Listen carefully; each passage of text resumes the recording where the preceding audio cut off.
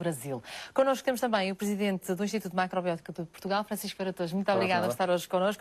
E ao contrário do que se possa imaginar, muitas vezes regimes como a macrobiótica ou até mesmo o vegetarianismo, não o veganismo, já podemos lá ir, mas nem todos os vegetarianos comem soja.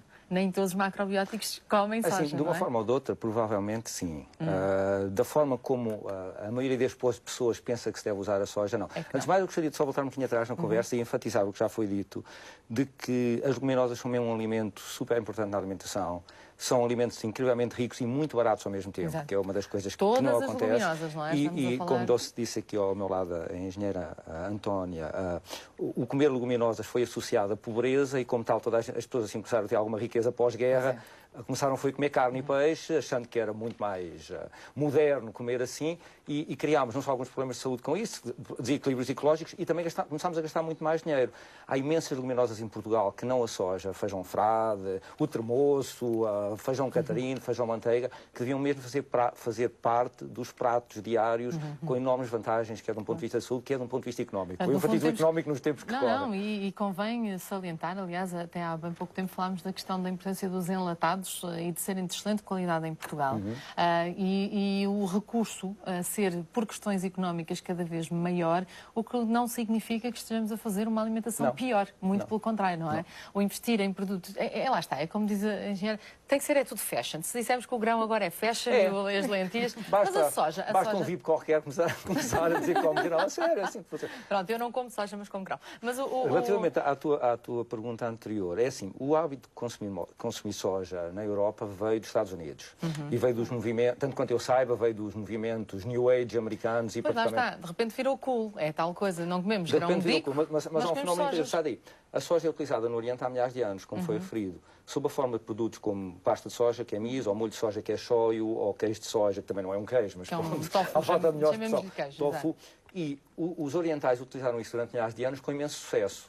Quando a soja começou a ser usada nos Estados Unidos, os americanos alteraram completamente o processo. O que eles fizeram foi que alimentos que naturalmente eram utilizados de uma forma pouco processada e fermentada, que faz uma enorme diferença de um ponto de vista do sistema digestivo e da saúde em geral, começaram a juntar esses alimentos, doces, xarope de milho, a fazer iogurtes, e então criou-se uma panóplia de alimentos que, sendo produzidos originalmente a partir da soja, talvez não sejam tão bons para a saúde. Eu já digo talvez, que é para não exagerar no discurso. A minha experiência é que esses alimentos são muito difíceis de digerir. Pessoas com problemas alérgicos tendem a não ficar muito bom quando consomem muitos desses alimentos. Possivelmente não são muito bons para a tiroide também. O que eu estou a dizer é tipo beber 1 litro de bebida de soja por dia, o que muitas pessoas fazem. Particularmente, por exemplo, quando deixam de beber leite de vaca. Ou começarem a comer iogurtes de soja porque são de soja. Eu sei que isto é uma grande fatia do mercado atual de produtos naturais. Para ser mesmo honesto, acho que não são os melhores alimentos. São também bastante caros. É melhor utilizar a soja sob a forma de alimentos fermentados, que eu acho que iremos falar mais à frente. Sim. Mas ou seja, mas isso aconteceu com a aloe vera, aconteceu com o ginseng, aconteceu... Uma coisa é, na origem, é mais ou menos como agora haver um derivado da nossa azeitona que faz muito mal do outro lado do mundo. Eu acho que, para as pessoas perceberem, na origem, na Ásia, o consumo não é de todo parecido com aquele que nós na Europa... Não é? É isso que é importante, não é? O que acontece, geralmente há assim, sabe-se que um determinado alimento ou grupo de alimentos faz mais ou menos bem ou não faz mal. Isso, nunca se tem muita certeza sobre isso. E depois há um grupo económico qualquer que decide, ok, isto aqui é fantástico para começar a comercializar. E começa-se a comercializar com meias verdades científicas. E pronto, e depois o resto da história já se conhece. Isso acontece não só com a soja, acontece com tudo. Exatamente. Mas dá, na minha opinião, Fernanda, dá muitas vezes uma má imagem a pessoas vegetarianas, uma má imagem a pessoas macrobióticas, porque às vezes o consumo excessivo desses alimentos não são tão saudáveis assim e passam como sendo. Há imensa publicidade neste momento. Mas é engraçado, como sabes, eu sou vegetariana e as pessoas perguntam-me sempre se eu como soja e não. E a mim também. Mas eu não como, por acaso não é uma... Eu bebo leite de soja que uma vez 5 a 5 anos. Pois, sei lá, se calhar é isso. Ou às vezes uma sobremesa ou isso, mas não... Mas bebida de soja.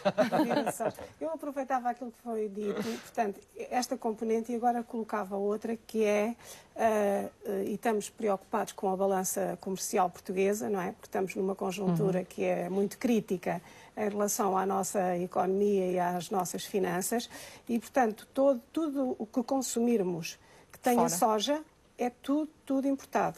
em Portugal não há produção de soja. Eu fui verificar no ano de 2010 e há 4 hectares. Hectares, portanto, são ensaios. 4 hectares. 4 hectares. É um São quintal.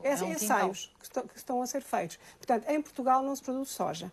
Cada consumidor, qualquer que seja o produto que contenha soja, está a contribuir para o desequilíbrio da balança alimentar. Nomeadamente os óleos com base na soja, não é verdade? Os óleos de soja, claramente, tudo o que tenha soja é sempre importado. Claro. E normalmente é transgénica, mas também vou E querer falar normalmente é nisso. a maioria Vou deixar é isso um bocadinho mais para a frente, a questão dos transgénicos, vamos falar sobre isso. Mas, Ana Gomes, esta matéria, quando olhamos para a parte nutritiva da soja, concorda que, de facto, o consumo que se faz no país de origem, chamemos assim, onde é na Ásia, sobretudo no continente asiático, que é muito utilizado na comida chinesa, vietnamita, menos japonesa, mas sobretudo chinesa.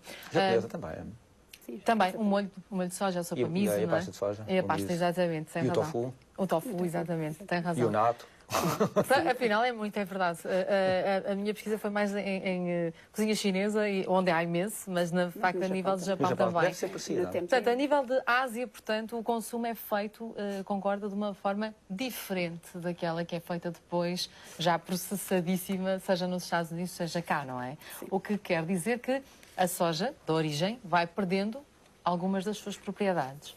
Vai. Vai perdendo umas, vai ganhando outras, dependendo da forma que ela é processada, efetivamente. Qual é a forma mais saudável, nutritiva de ingerir soja?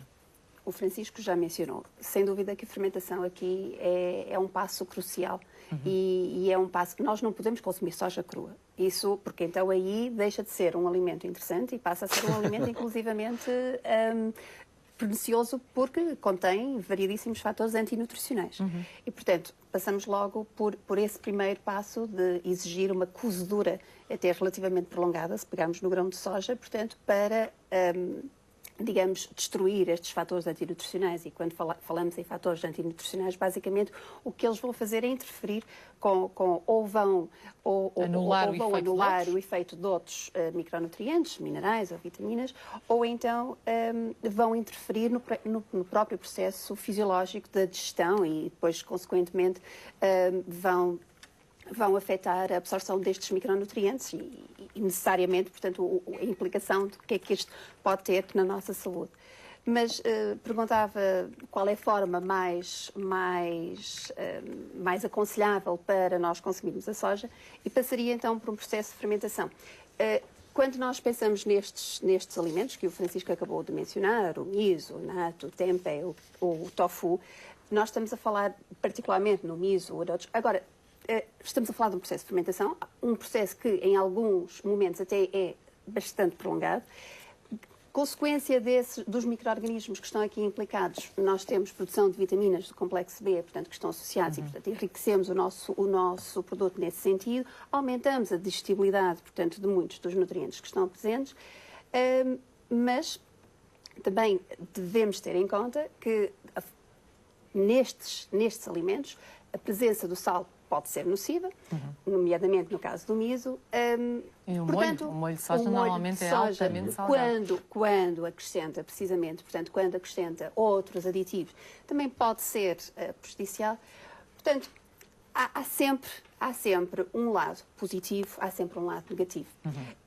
Queria só também aqui referir, fala-se muito nesta questão das isoflavonas, mas de facto temos que ter sempre muito cuidado qual é o produto de soja que nós estamos a consumir, ou que nós estamos a estudar, ou sobre o qual nós estamos a ler. Daí os dados dizerem que estes estudos que revelam que as mulheres, digamos, têm menos sintomatologia na menopausa, são mulheres asiáticas a consumir na Ásia e não no Ocidente, não é? E não significa que isso seja só por causa da soja. Isso é a tendência de isolar as coisas, de ter uma abordagem reducionista. É o pacote inteiro. Claro, tem o cálcio de outra claro. Não faz mal. Eu agora deixei vir, peço Não, mas era exatamente isso.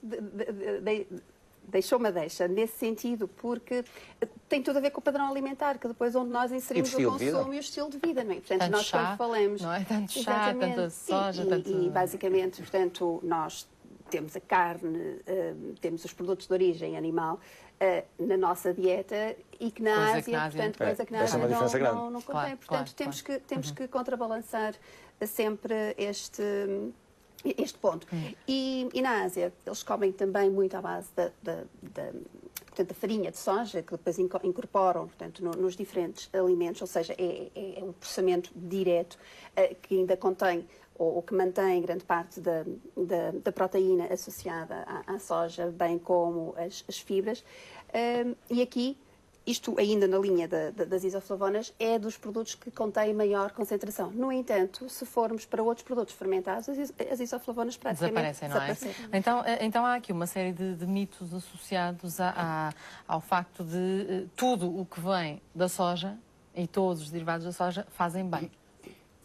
Penso que sim, que sim. Temos que, efetivamente, fazer sempre a triagem, distribuir, perceber. Mas eu acho que aí também é um problema de comunicação. Eu acho que cabe a quem está a comercializar, portanto, uma informação idónea e baseada, digamos assim, na evidência científica, portanto, ao consumidor, de modo a que ele perceba perfeitamente, ou seja, não podemos generalizar, exatamente aquilo que a Fernanda acabou de dizer, não podemos generalizar para todos os produtos, porque eles têm especificidades distintas e essas devem ser comunicadas para que depois o consumidor possa fazer decidir, a sua escolha. Claro. Mas isto Eu posso dizer também... algo? Sim. Mas isto aqui também pode ser interpretado como uma estratégia de marketing das empresas, que normalmente são empresas multinacionais, que encontraram aqui esta janela de oportunidade, vamos dizer assim, bom, como isto é moda, vamos agora sair aqui com produtos e só se salienta um aspectozinho da questão e é um aproveitamento, isto é uma questão de marketing. Verificou-se que havia uma oportunidade e foi nesse que toca aproveitar, não é? Tem que haver programas como este que expliquem aos telespectadores, afinal de contas, o que é a soja. Separar a soja do E. coli. Só relativamente ao que foi dito sobre os produtos da soja, eu sou um grande fã do miso em particular. Acho que o miso é mesmo um alimento mesmo muito, muito bom, o shoyu também. E é verdade que tem sal e que não se pode usar em muita quantidade, mas eu gostava de referir que esses alimentos que tradicionalmente utilizados no Oriente e produzidos a partir da soja podem ser feitos com outras leguminosas. Exatamente. Pode-se fazer miso com grão, eu já fiz esse tipo de experiências e funciona. Nós não temos os milhares de anos de experiência que têm os orientais. Eu tinha um amigo que durante anos produziu miso em Carcavelos, numa garagem, a partir de grão de bico, a partir de feijão frado, com imenso sucesso, a partir do termoço, com imenso sucesso. Portanto, não é preciso soja para produzirmos esses produtos, podemos fazer com outras leguminosas. Os orientais, a vantagem que têm é que foram muito, muito bons a desenvolver produtos fermentados de origem vegetal e ganharam muita experiência ao longo de milhares de anos. Nós não temos essa experiência. Claro. E esta coisa dos... Porque também há miso produzido na Europa, há miso produzido nos Estados Unidos, há miso francês, americano... Exato. No entanto, Ana Leça, quando olham para a questão sobretudo do serviço que dirige, olha acredito, para o todo, ou seja, para todos os produtos derivados de soja, se bem que a grande preocupação nestas últimas semanas tem sido com os rebentos de soja, não é? O serviço que eu dirijo é de prevenção e controle da doença, portanto, tem uma área muito grande que é das doenças infecciosas e nessa área, portanto, as infecções alimentares, obviamente, que são uma área... em que nós estamos conectados até em rede com todos os sistemas europeus de vigilância e de alerta também. Em relação às infecções de origem alimentar, obviamente neste momento o que está na berra são as infecções por E. coli, mas obviamente, como disse, há muitas outras infecções de origem alimentar, mas para as quais o mecanismo de prevenção acaba por ser basicamente o mesmo a nível dos humanos, que é lavar bem os alimentos que se consomem e ter, de facto, uma cadeia alimentar que seja segura. Isto é, que todo o processo de higiene e de manipulação dos produtos que se vão ingerir, desde o início até ao fim da cadeia, seja, de facto, uma cadeia segura.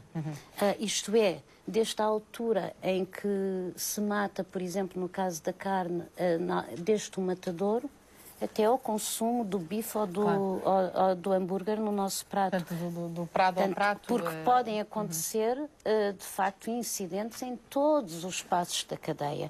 De facto, nesse ponto de vista, o vegetal, digamos assim, será aquele em que a cadeia é mais simples, portanto, acontece... Mas como é que se faz este tipo de rastreabilidade quando falamos em produtos que não são portugueses?